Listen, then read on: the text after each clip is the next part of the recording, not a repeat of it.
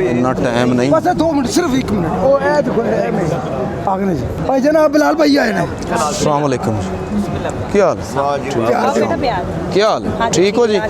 करिए लस्सी लुसी तो तुम पी छड़ी है हुण जरा जल्दी आ जाते थे हुण खाली भांडे हाँ की करने ने।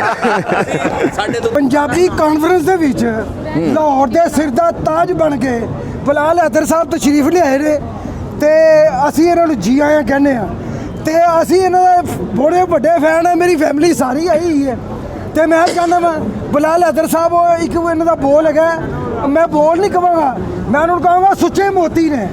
ओ सुच्चे मोती सानू तुसीं भाई साडी झोली च पा दिओ। सुत्ता उठ के कदी नहीं खुश हुंदा कि सुत्ता उठ के कोई नहीं खुश हुंदा,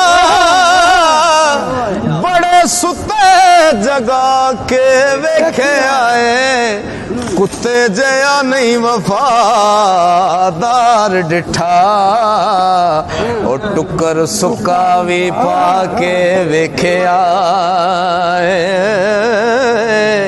घर मालिक दा हरगिज नहीं छड़दा, ओ बड़ी वार तरा के वेखे आए, ओ तोता जदों भी छड़िए उड़ जांदा,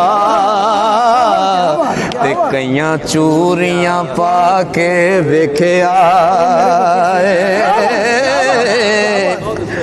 डंग मारना कदे नहीं सप रहिंदा, कईयां दुध पिया के वेखे आए, ते बिना मतलबों कोई नहीं यार बनदा,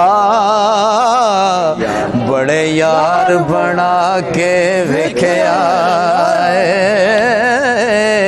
कर रब दा मोमल दा कल्ब हुंदा, चाती जिन्ने भी पाके वेखे आए, ओ जग छड़ना औड़क कसूर मदा, बड़ी उम्र हंडा के वेखे आए।